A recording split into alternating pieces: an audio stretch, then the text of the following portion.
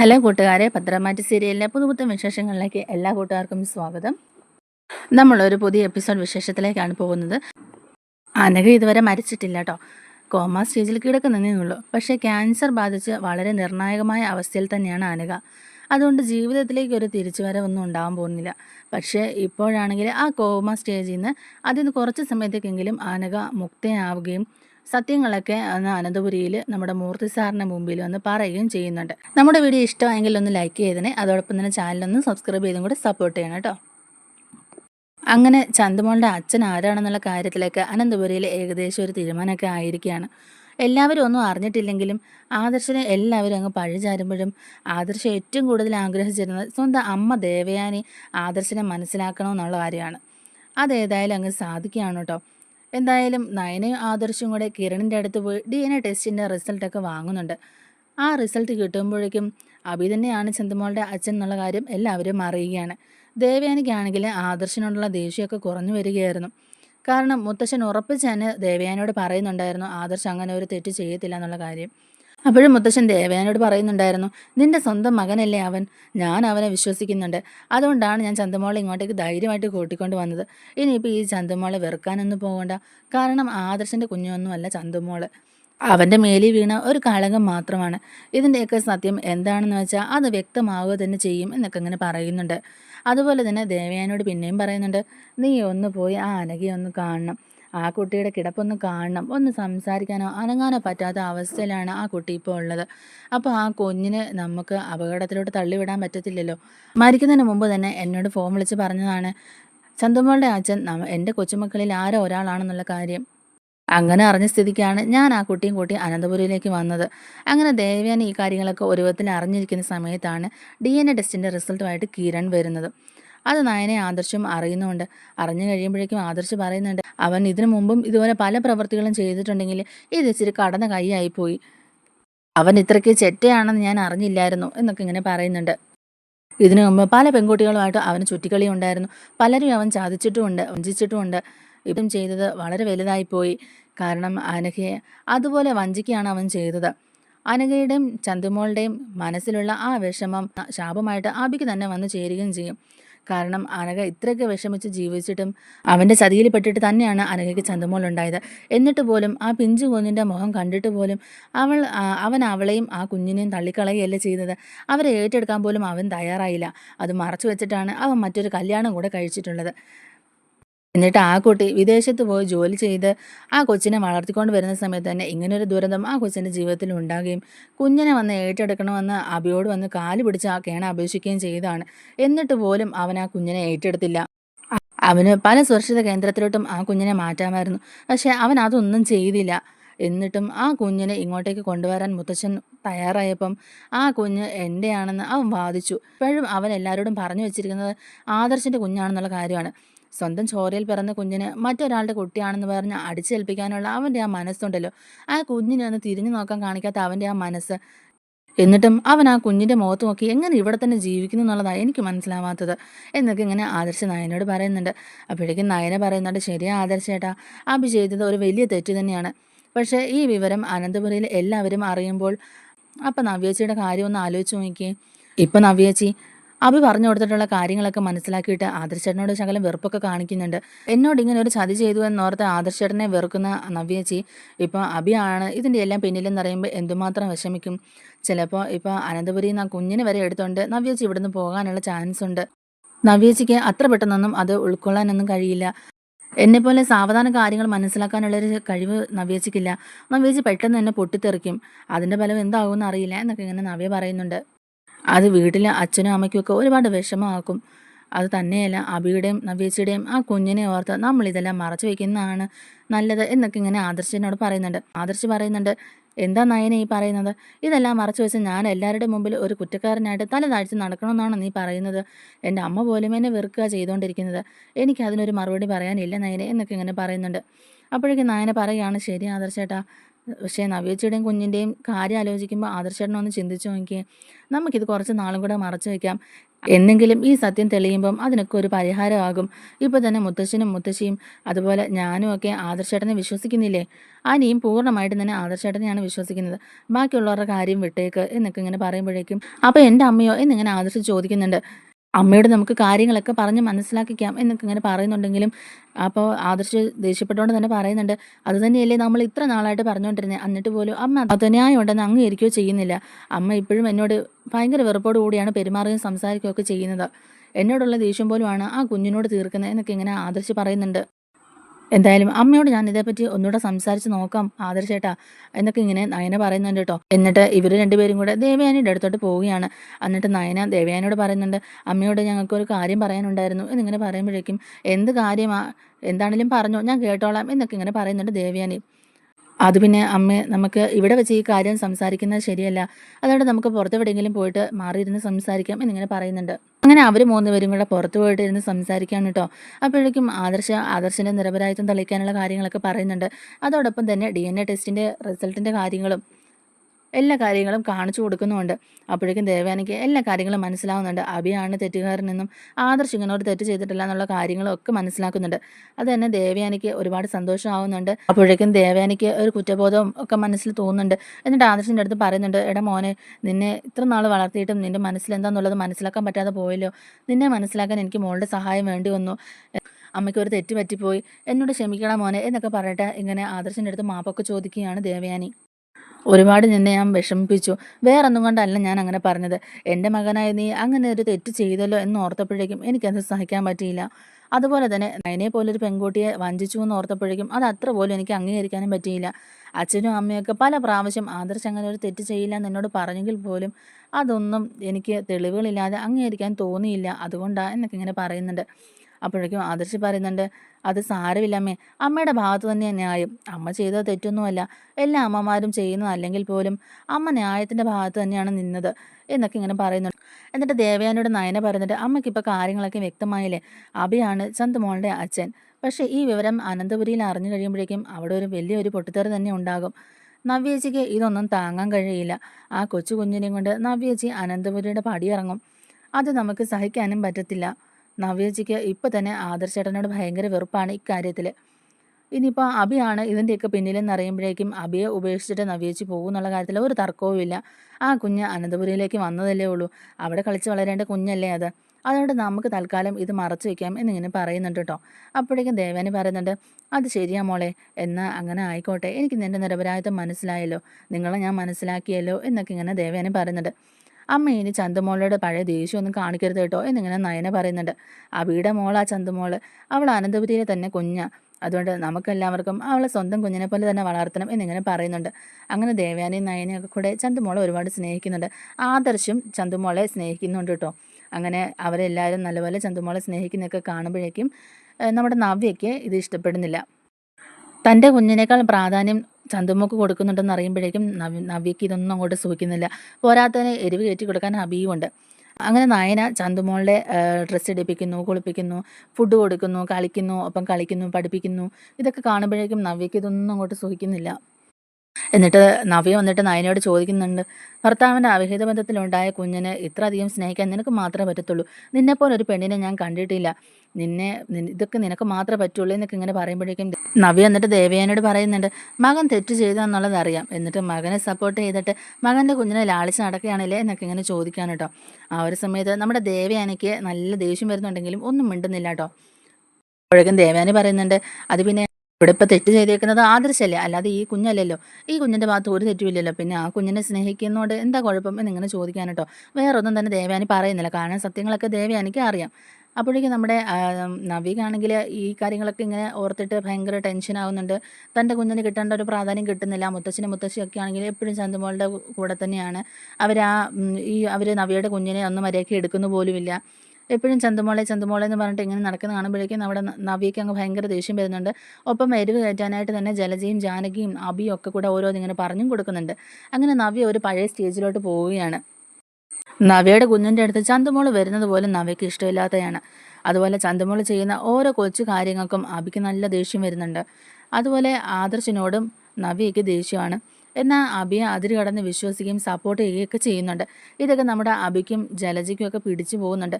കാരണം ജലജ അബിയോട് പറയുന്നുണ്ട്, എടാ ഒരു വെടിക്ക് രണ്ട് പക്ഷി തന്നെയാണ്, നമ്മുടെ കാര്യങ്ങളൊക്കെ ഏകദേശം നല്ല രീതിക്ക് തന്നെയാണ് പോകുന്നത്.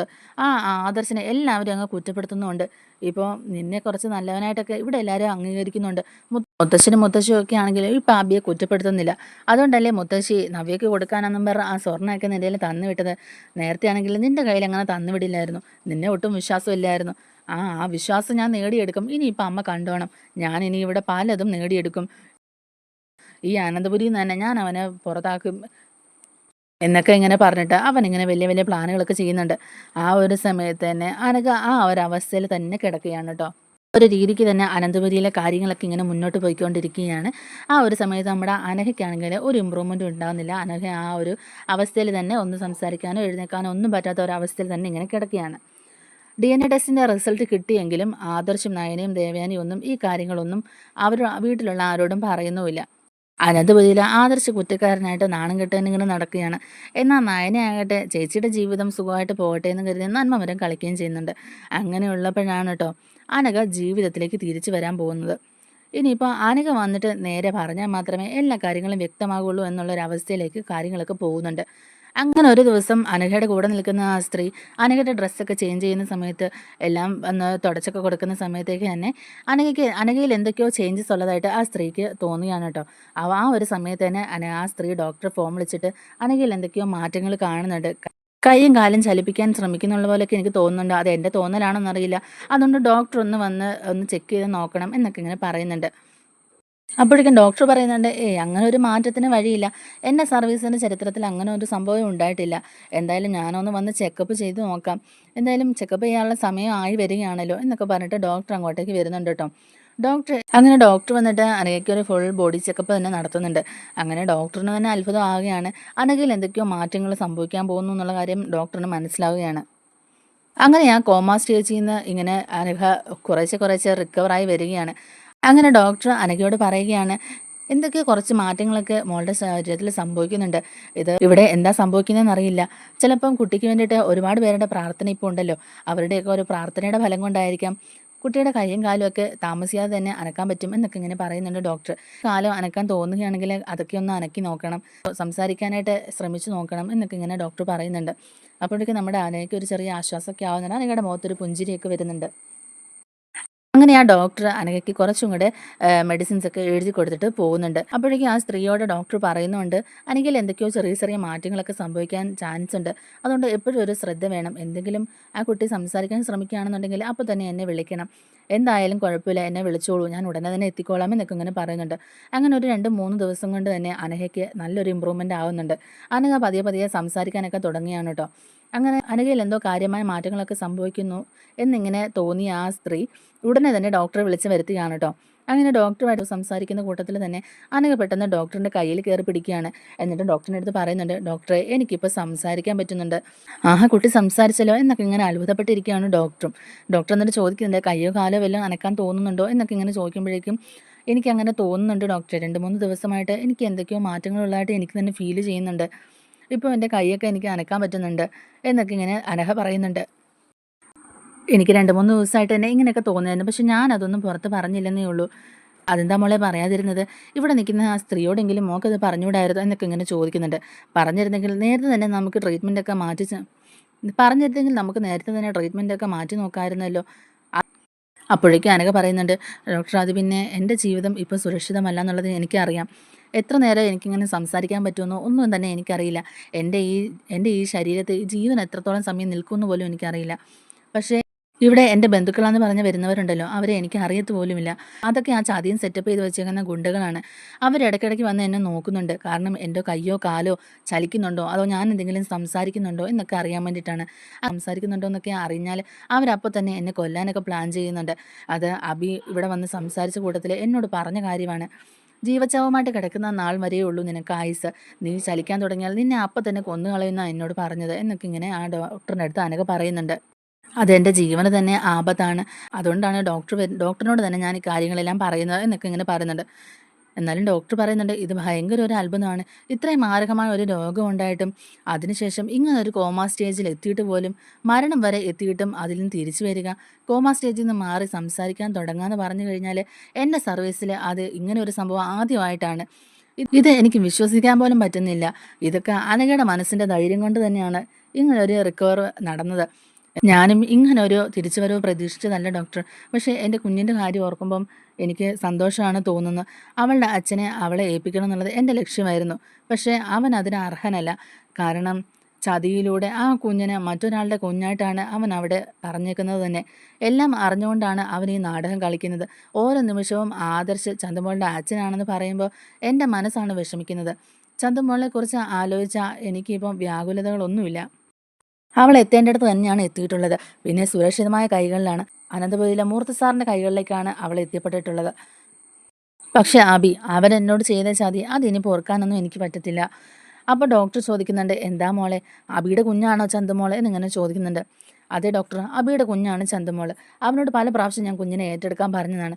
പക്ഷേ അതിനൊന്നും അവൻ തയ്യാറായില്ലെന്ന് മാത്രമല്ല, എന്നെ ഇപ്പോൾ ഈ ഒരു അവസ്ഥയിലാക്കിയതും അവൻ തന്നെയാണ്. മാരകമായ ഈ രോഗം എന്നെ പിടിപെട്ട് എൻ്റെ അവസാന നാളുകൾ എണ്ണപ്പെട്ട് കഴിഞ്ഞപ്പോഴേക്കും തന്നെ അവന് എന്തൊക്കെയോ പ്ലാൻ ചെയ്തിട്ടുണ്ടായിരുന്നു. എന്നെ മരണത്തിലേക്ക് തള്ളിവിട്ടത് അബി തന്നെയാണ്. എന്നിട്ട് അന്ന് അവിടെ സംഭവിച്ച കാര്യങ്ങളൊക്കെ ഡോക്ടറിൻ്റെ അടുത്ത് പറയുകയാണ് അനഘ.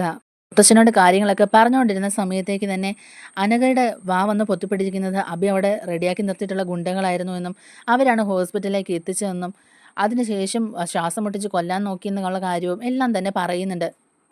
അന്ന് ആ വീട്ടിൽ അങ്ങനെ ഒരു രംഗം അവിടെ ഉണ്ടാക്കിയതും എല്ലാം അബിയുടെ പ്ലാൻ പ്രകാരമായിരുന്നു. ആ ഗുണ്ടകളെ എനിക്ക് അറിയത്ത് പോലുമില്ല.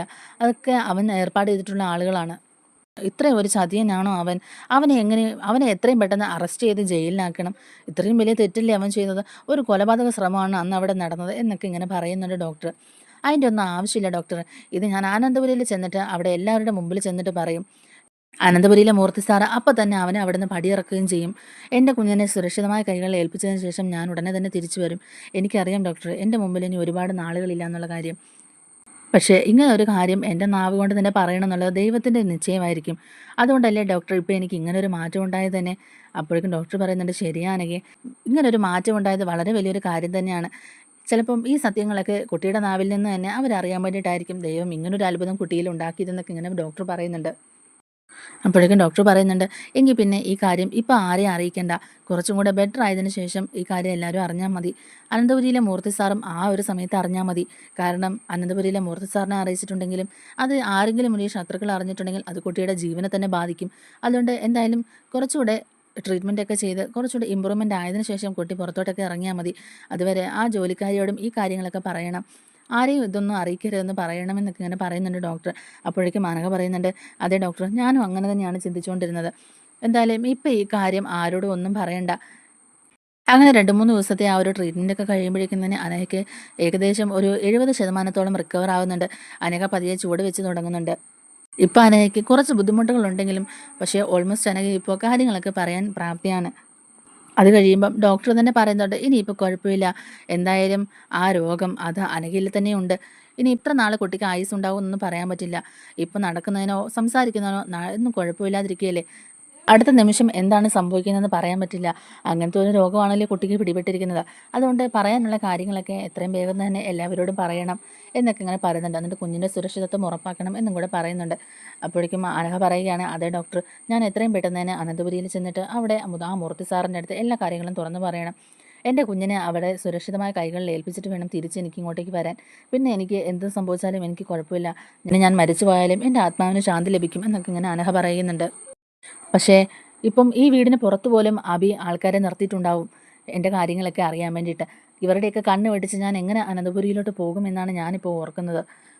അബിയുടെ കള്ളത്തരങ്ങളെല്ലാം പുറത്തറിയണം. അബിയുടെ ഈ ചെറ്റത്തരത്തിനെല്ലാം ഇപ്പോൾ പ്രതിയായിട്ടിരിക്കുന്നത് ആദർശേട്ടനാണ്. കാരണം ആദർശേട്ടനെ എനിക്കറിയാം, അയാൾ നല്ലൊരു മനുഷ്യനാണ്. മൂർത്തി സാറിൻ്റെ അതേ സ്വഭാവമുള്ള ആളാണ് ആദർശ്. ആദർശിൻ്റെ മേലെ പഴിചാരിട്ടാണ് ഇവൻ ഇങ്ങനൊരു കാര്യം ചെയ്തിരിക്കുന്നത്. അതുകൊണ്ട് ഈ സത്യം അവരറിയണം. അബിയാണ് ഇതിൻ്റെ പിന്നിലെന്ന് അവരറിയുമ്പോഴേക്കും തന്നെ അവരുടെ ജീവിതത്തിലെ പ്രശ്നങ്ങളൊക്കെ മാറും. അപ്പോഴേക്കും ഡോക്ടർ പറയുന്നുണ്ട്, ഞാൻ അവിടെ കൊണ്ടുവിടാം, ഞാനെങ്ങനെയെങ്കിലും അനന്തപുരിയിൽ എത്തിക്കാം എന്നൊക്കെ ഇങ്ങനെ പറയുന്നുണ്ട്. അങ്ങനെ ഡോക്ടർ അവിടെ ഗുണ്ടകൾ കാണാതെ തന്നെ അനഘയെ കാറിലോട്ട് കയറ്റിയിട്ട് അനന്തപുരിയിൽ കൊണ്ടാക്കുന്നുണ്ട്. അനഘ അങ്ങോട്ടേക്ക് കയറി ചെല്ലുമ്പോഴേക്കും മുത്തശ്ശനുൾപ്പെടെ അവിടെ എല്ലാവർക്കും തന്നെ അത് ഭയങ്കര ഷോക്കാവുന്നുണ്ട്. കാരണം ഈ കുട്ടി കോമാ സ്റ്റേജിലായിരുന്നല്ലോ. പിന്നെ എങ്ങനെയാണ് ഈ കുട്ടിയുടെ ആരോഗ്യനില ഇത്ര ഇമ്പ്രൂവ്മെൻ്റ് ആയി ഇപ്പോൾ ഇതേ നടന്ന് ഇങ്ങോട്ടേക്ക് വരികയാണല്ലോ, ഇതെങ്ങനെ സംഭവിച്ചു എന്നൊക്കെ ഇങ്ങനെ ഓർത്തുകൊണ്ടിരിക്കുകയാണ് എല്ലാവരും. അങ്ങനെ അബി ഇത് കാണുമ്പോഴേക്കും അബിക്ക് ആകെപ്പാടെ വെപ്രാളാവുന്നുണ്ട്. എന്താ ഇവളിങ്ങോട്ടേക്ക് വന്നത്? ഇത് സ്വപ്നമാണ് കാണുന്നത്. ഇവളുടെ അസുഖമൊക്കെ മാറിയോ? ഇവള് കോമാ സ്റ്റേജിൽ അവിടെ കിടക്കുകയായിരുന്നല്ലോ. പിന്നെ എങ്ങനെ ഇവളിപ്പോൾ ഇങ്ങോട്ടേക്ക് വന്നത്? അവിടെ നിന്നവന്മാരൊക്കെ അവിടെ എന്തെടുത്തോണ്ടിരിക്കുക? ഇവൾക്ക് എന്തെങ്കിലും ചലനമുണ്ടെങ്കിൽ അവളെ കൊല്ലണം എന്ന് വരെ പറഞ്ഞാണല്ലോ. എന്നിട്ട് ദേ അവളിപ്പോൾ എൻ്റെ മുമ്പിൽ വന്ന് നിൽക്കുകയാണല്ലോ ഇവിടെ എന്നൊക്കെ ഇങ്ങനെ അബി വിചാരിക്കുക. ആകെ മൊത്തം ഞെട്ടി വിറങ്ങലിച്ച് അബി ഇങ്ങനെ നിൽക്കുകയാണ് കേട്ടോ. അതേ സമയത്ത് ആനൊക്കെ കൂളായിട്ട് കയറി ചെല്ലുന്ന കാണുമ്പോഴേക്കും നയനയൊക്കെ ചോദിക്കുന്നുണ്ട്, ഇതെങ്ങനെ സംഭവിച്ചു? ഇത് ഞങ്ങൾക്ക് വിശ്വസിക്കാൻ പറ്റുന്നില്ലല്ലോ. ഇന്നലെ വരെ അവിടെ ഒരു ജീവച്ഛലമായിട്ട് കിടന്ന ആളല്ലേ ഇപ്പോൾ ഈ മുമ്പിൽ വന്ന് നിൽക്കുന്നത്. ഇതൊക്കെ എങ്ങനെ സംഭവിച്ചു? ഞങ്ങൾക്കത് വിശ്വസിക്കാൻ പറ്റുന്നില്ല എന്നൊക്കെയുള്ള രീതിയിൽ ആ നയനയും ദേവയാനിയും ഒക്കെ കൂടി ഇങ്ങനെ പറയുകയാണ് കേട്ടോ. എല്ലാവരും ഇറങ്ങി വരുന്നുണ്ട്. മുത്തശ്ശനും മുത്തശ്ശിയും നവ്യയും ഒക്കെ ഇറങ്ങി വരുന്നുണ്ട്. അപ്പോഴേക്കും അനഘ പറയുന്നുണ്ട്, അതെ ഇതൊരു അത്ഭുതം തന്നെയാണ്. ഞാൻ ജീവിതത്തിലേക്ക് തിരിച്ചു വരുമെന്ന് ഞാൻ വിചാരിച്ചതല്ല. പക്ഷെ ഒരു നിയോഗം പോലെ ഇപ്പോൾ എനിക്ക് കിട്ടിയ ഒരു അവസരമാണിത്. കാരണം ഈ സത്യങ്ങളെല്ലാം എൻ്റെ നാവിൽ നിന്ന് തന്നെ പുറത്തറിയാനായിട്ട് ദൈവം എനിക്ക് തന്നൊരു വരവായിരിക്കും ഇത്. പക്ഷേ എൻ്റെ അസുഖം എൻ്റെ ഉള്ളിൽ തന്നെയുണ്ട്. പക്ഷേ എനിക്ക് ചെയ്ത് തീർക്കേണ്ട കാര്യങ്ങൾ കുറച്ചും കൂടിയുണ്ട്. അതുകൊണ്ടാണ് ദൈവം എനിക്ക് അല്പം കൂടെ ആയുസ്സ് നീട്ടിയത് എന്ന് എനിക്ക് തോന്നുന്നു എന്നൊക്കെ ഇങ്ങനെ പറയുന്നുണ്ട്. എത്രയൊക്കെ മറച്ചു വെച്ചാലും സത്യങ്ങളെല്ലാം ഒരു ദിവസം പുറത്ത് വരിക തന്നെ ചെയ്യും. ഇങ്ങനെ പറഞ്ഞിട്ട് അനഘ ഇങ്ങനെ അബിയെ നോക്കുകയാണ്. എന്നിട്ട് ചോദിക്കുന്നുണ്ട്, നിനക്കെന്നെ മനസ്സിലായോ അബി എന്നിങ്ങനെ ചോദിക്കുന്നുണ്ട്. ആ സമയത്ത് നവ്യ അവിടെ നിൽപ്പുണ്ട്. അപ്പോഴേക്കും നവ്യ ഇങ്ങനെ ചിന്തിക്കുന്നുണ്ട്, ഇവളെന്തിനാ അബിയോട് സംസാരിക്കുന്നത്? അബി ഇവളും തമ്മിൽ എന്തെങ്കിലും ബന്ധമുണ്ടോ? ചേട്ടൻ ചതിച്ച ഇവളെ ആദർശ് ചതിച്ച പെണ്ണല്ലേ, പിന്നെന്തിനാ അബിയോട് ചോദിക്കുന്നതെന്നൊക്കെ ഇങ്ങനെ ഓർക്കുകയാണ് കേട്ടോ. അബി ഒന്നും മിണ്ടാതെ ഇങ്ങനെ പരിഭ്രാന്തമായിട്ട് നിൽക്കുന്ന കാണുമ്പോഴേക്കും തന്നെ നവ്യക്ക് ആകെ ടെൻഷനാവുന്നുണ്ട്. അപ്പോൾ നിനക്ക് എന്നെ ഓർമ്മയുണ്ടല്ലേ? ഇപ്പം അല്ലെങ്കിലും നിനക്കെന്നെ മനസ്സിലാകണമെന്നില്ല. കാരണം അങ്ങനെയാണല്ലോ കാര്യങ്ങളിലേക്ക് ഒരു നീക്കിയിരിപ്പ് എന്നൊക്കെ ഇങ്ങനെ അനഘ കൊള്ളിച്ചെന്നെ പറയുന്നുണ്ട്. അപ്പോഴേക്കും അബി ഒന്നും മിണ്ടാതെ ഇങ്ങനെ നിൽക്കുകയാണ്. എന്നിട്ട് എനിക്ക് നിങ്ങളോട് കുറച്ച് കാര്യങ്ങളൊക്കെ പറയാനുണ്ട്. അതുകൊണ്ടാണ് ഇപ്പം ഞാൻ ഇങ്ങോട്ടേക്ക് വന്നത്. എനിക്ക് സംസാര ശേഷിയും എൻ്റെ കൈയും കാലും അനക്കാനുള്ള ശേഷിയൊക്കെ കിട്ടിയിട്ട് ഒരാഴ്ചയായി. എന്നാലും കുറച്ചും കൂടി ഇമ്പ്രൂവ്മെൻ്റ് ആയിട്ട് ഇവിടെ വന്ന് ഈ കാര്യങ്ങളൊക്കെ ഒന്ന് പറയാനുള്ള ഒരു ആരോഗ്യം ആയിട്ട് വരാമെന്ന് കരുതിയാണ് ഞാനിരുന്നത്. അടുത്ത നിമിഷം എൻ്റെ ജീവിതത്തിൽ എന്താ സംഭവിക്കാൻ പോകുന്നതെന്നുള്ളത് എനിക്കറിയില്ല. അതുകൊണ്ട് തന്നെ പറയാനുള്ള കാര്യങ്ങൾ എല്ലാ കാര്യങ്ങളും ഇവിടെ വെച്ച് തന്നെ പറഞ്ഞ് എൻ്റെ കുഞ്ഞിനെ സുരക്ഷിതമായ കൈകളിൽ എത്തിച്ചിട്ട് പോകാമെന്ന് ഓർത്തിട്ടാണ് ഞാനിപ്പോൾ വന്നേക്കുന്നത്. അപ്പോഴേക്കും മുത്തശ്ശൻ ചോദിക്കുന്നുണ്ട്, കുട്ടിയുടെ ആരോഗ്യസ്ഥിതി ഇപ്പോൾ എങ്ങനെയുണ്ടെന്ന് ചോദിക്കുമ്പോഴേക്കും, അത് പിന്നെ എനിക്ക് അധികം നാളൊന്നും ഇനി ആയുസില്ല. ഇനിയിപ്പം എത്ര ദിവസം ഞാൻ ജീവനോട് ഉണ്ടെന്ന് എനിക്കറിയില്ല. എന്തായാലും ദൈവത്തിൻ്റെ ഒരു അനുഗ്രഹമായിട്ടാണ് ഞാൻ കാണുന്നത്. നിങ്ങളുടെയൊക്കെ ഒരു പ്രാർത്ഥനയും ഉണ്ടാകും. കാരണം ആദർശേട്ടനെ പോലെ നല്ലൊരു മനുഷ്യനെ കൊടുക്കാൻ ശ്രമിച്ച ഇവനെ പോലുള്ളവനിട്ട് പണി കൊടുക്കാൻ വേണ്ടിയിട്ടായിരിക്കാം ദൈവം എനിക്ക് കുറച്ചും കൂടെ ആയുസ് നീട്ടി തന്നതെന്ന് ഇങ്ങനെ അനഘ പറയുന്നുണ്ട്. എന്നിട്ട് അനഘ പറയുന്നുണ്ട്, എൻ്റെ ചന്തുമോളുടെ അച്ഛൻ ഈ നിൽക്കുന്ന ആദർശേട്ടനല്ല, ഈ ഇരിക്കുന്ന അബിയാണ് എന്നിങ്ങനെ പറയുകയാണ് കേട്ടോ. അപ്പോഴേക്കും നവ്യയ്ക്കും അബിക്കും ജലജയ്ക്കും ജാനയ്ക്കും ഒക്കെ അതൊരു ഷോക്കാവുന്നുണ്ട്. അവരത് അബി ഇങ്ങനെ മിണ്ടാതെ നിൽക്കുന്നത് കാണുമ്പോഴേക്കും തന്നെ എല്ലാവർക്കും അത് ഏകദേശം സത്യമാണെന്ന് മനസ്സിലാവുന്നുണ്ട്. എനിക്കിതുപോലെ മാരകമായ ഒരു രോഗം പിടിപെട്ടിട്ടാണ് ഞാൻ ഗൾഫിൽ നിന്ന് വന്നത്. വന്ന നാൾ മുതൽ ഞാൻ അബിയോട് പറയുന്നുണ്ട് കുഞ്ഞിൻ്റെ കാര്യം. കുഞ്ഞിനെ നീ ഏറ്റെടുക്കണം എന്നൊക്കെ പറഞ്ഞ് പുറകെ നടന്നെങ്കിലും അവനത് സമ്മതിച്ചില്ല. അവൻ ഓരോ അവധി പറഞ്ഞ് ഓരോ കാരണങ്ങളുണ്ടാക്കി അവൻ ദിവസങ്ങൾ നീട്ടി നീട്ടി കൊണ്ടുപോയതല്ലാതെ ഇതിനൊരു തീരുമാനമാക്കിയില്ല. അവസാനം ഇനി എന്തു വന്നാലും കുഴപ്പമില്ലാന്ന് കരുതിയിട്ട് ഞാൻ മുത്തച്ഛനെ വിളിച്ച് കാര്യങ്ങൾ പറഞ്ഞുകൊണ്ടിരുന്ന ഇരിക്കുന്ന സമയത്ത് തന്നെ എന്നെ ഈ അപകടത്തിലോട്ട് തള്ളിയിട്ടത്, എന്നെ മരണത്തിലേക്ക് തള്ളിയിട്ടത് ഇവൻ അവിടെ നിർത്തിയിരുന്ന ഗുണ്ടകളും കൂടെ ചേർന്നിട്ടാണ്. അല്ലെങ്കിൽ അന്ന് തന്നെ ഈ കാര്യങ്ങളൊക്കെ ഞാൻ മുത്തച്ഛനോട് പറയേണ്ടതാണ്. പക്ഷേ അതിന് മുമ്പ് തന്നെ ആ കാര്യം മുത്തച്ഛൻ്റെ അടുത്ത് വെളിപ്പെടുത്തുന്നതിന് മുമ്പ് തന്നെ ഇവരെന്നെ അബോധാവസ്ഥയിലാക്കിയിട്ടാണ് ഹോസ്പിറ്റലിൽ എത്തിച്ചത്. ഇനി ഒരു തിരിച്ചുവരവ് ഉണ്ടാവുമെന്നൊന്നും എനിക്കറിയില്ലായിരുന്നു. പക്ഷേ ഞാൻ മരണക്കിടക്കയിൽ അവിടെ കിടക്കുമ്പോൾ പോലും അബി എന്നെ വന്ന് ബ്ലാക്ക്മെയിൽ ചെയ്യുകയായിരുന്നു. നീ എന്തിനാടി തിരിച്ചു വന്നത്? നിനക്ക് മരിച്ചു പോയാൽ പോരായിരുന്നോ എന്നൊക്കെ ചോദിച്ചിട്ട് എന്നോട് വളരെ മോശമായിട്ടാണ് പെരുമാറിയത്. പക്ഷേ എപ്പോഴോ എനിക്ക് എൻ്റെ കൈക്കും കാലിനും ചലനശേഷി കിട്ടിയപ്പോൾ ഞാൻ മനസ്സിൽ ഉറച്ചതാണ്, എല്ലാവരുടെയും മുമ്പിൽ വന്നിട്ട് ഇവൻ്റെ കള്ളത്തരങ്ങളെല്ലാം ഇവിടെ വെച്ച് തന്നെ പറയണമെന്നുള്ള കാര്യം. അങ്ങനെ ദൈവം എനിക്ക് അതിനൊരു അവസരം തന്നതാണ്. എന്തായാലും എൻ്റെ ചന്തുമോള് ഇപ്പം ഈ വീട്ടിലെ സുരക്ഷിതമായ കൈകളിലാണെന്ന് എനിക്കറിയാം. അതുകൊണ്ട് ഞാൻ ഇനിയും പെട്ടെന്ന് മരിച്ചു പോയാലും ഞാൻ അതോർത്ത് വിഷമിക്കില്ല. കാരണം എൻ്റെ കുഞ്ഞ് ഇപ്പോൾ ഇവിടെ സേഫാണ്, സുരക്ഷിതമാണ്. അവൾക്ക് വേണ്ട എല്ലാ കാര്യങ്ങളും നിങ്ങൾ ചെയ്തു കൊടുക്കും എന്നുള്ളത് എനിക്കറിയാം എന്നൊക്കെ ഇങ്ങനെ അനഘ പറയുന്നുണ്ട് കേട്ടോ. ജലജ ചിന്തിക്കുന്നുണ്ട്, ദൈവമേ ഈ പെണ്ണ് ഇങ്ങോട്ട് വന്ന് പറഞ്ഞല്ലോ, അഭി തന്നെയാണ് ഈ കൊച്ചിൻ്റെ അച്ഛൻ, അങ്ങനെ ആകാനേ സാധ്യതയുള്ളൂ, അവൻ്റെ കയ്യിലിരിപ്പും അതല്ലേ എന്നൊക്കെ ഇങ്ങനെ ഓർക്കുകയാണ് ജലജ. അങ്ങനെ എല്ലാ കാര്യങ്ങളും അനഘ അവിടെ നിന്ന് പറഞ്ഞു കഴിയുമ്പോഴേക്കും തന്നെ അവിടെ മൊത്തത്തിലൊരു നിശബ്ദതയാണ്. ഒന്നും അറിയാത്ത എൻ്റെ ചന്തുമോളുടെ മനസ്സിൽ പോലും ചന്തുമോളുടെ അച്ഛൻ ആദർശാണെന്ന് പറഞ്ഞു തരുത്തിയത് ഇവൻ തന്നെയാണ്. ഇവൻ്റെ കൂട്ടാളികളും കൂടിയാണ് അന്ന് അവിടെ നടന്ന ആ നാടകങ്ങളെല്ലാം കളിച്ചത്. ഇവൻ്റെ ഉള്ളിലെ കൂർമ്മ ബുദ്ധിയാണ് ഇതിനെല്ലാം കാരണം എന്നൊക്കെ ഇങ്ങനെ പറയുകയാണ്. അപ്പോഴേക്കും മുത്തശ്ശൻ അബിക്കിട്ട് ഒരൊറ്റ അടി വെച്ച് കൊടുക്കുന്നുണ്ട്. എടാ നീയാണ് കൊച്ചിൻ്റെ അച്ഛനെന്നുള്ള കാര്യം എനിക്ക് സംശയമില്ലായിരുന്നു. പക്ഷേ ഈ പെൺകുട്ടിയെ മരണത്തിൽ വരെ എത്തിച്ചിട്ട് ഇത്രയും വലിയ നാടകം കളിച്ചില്ലേ നീ? ഇനി നിനക്ക് ഈ അനന്തപുരി തറവാട്ടിൽ നിൽക്കാൻ ഒരു യോഗ്യതയുമില്ല. ഒരു നിമിഷം പോലും നീ എൻ്റെ കൺമുമ്പിൽ കാണരുത്. ഇങ്ങനെ ഒരു ദിവസം ഞാൻ പ്രതീക്ഷിച്ചതാണ്. അത് ഇത്ര പെട്ടെന്ന് വരുമെന്ന് ഞാൻ കരുതിയില്ല. ഇനി നീ ഇവിടെ നിൽക്കേണ്ട കാര്യമില്ല. അപ്പോഴേക്കും നവ്യയ്ക്കും അതൊരു അടി കിട്ടുന്നുണ്ട്. നീ തന്നെയായിരുന്നു അല്ലേ? എങ്ങനെയാ അബി നിനക്ക് ഇങ്ങനെയൊക്കെ ചെയ്യാൻ പറ്റുന്നേ? നീ എത്ര ഇതായിട്ടാണ് എല്ലാവരെയും പറ്റിച്ചത് എന്നൊക്കെ ഇങ്ങനെ ചോദിച്ചിട്ട് നമ്മുടെ നവ്യയും കൂടെ ഒരടി അബിക്കിട്ട് കൊടുക്കുകയാണ്. എന്നിട്ട് ദേഷ്യപ്പെട്ട് കുഞ്ഞിനെ എടുത്തുകൊണ്ട് അകത്തേക്ക് പോകുന്നുണ്ട്. നവ്യയ്ക്ക് അത് മൊത്തത്തിലും ഒരു നാണക്കേടാക്കിയിട്ടുണ്ട്. കാരണം ആദർശേട്ടനാണ് കുറ്റം ചെയ്തതെന്നുള്ള രീതിയിൽ ആദർശേട്ടനോട് വെറുപ്പ് കാണിക്കുകയും എല്ലാവരോടും കുത്തി കുത്തി സംസാരിക്കുകയൊക്കെ ചെയ്തതാണല്ലോ. അപ്പോൾ ആ ഒരു കാര്യത്തിൽ നവ്യയ്ക്കും ഭയങ്കര ഒരു നാണക്കേടാവുന്നുണ്ട്. അങ്ങനെ നവ്യ ദേഷ്യപ്പെട്ട് പോകുന്നുണ്ട്.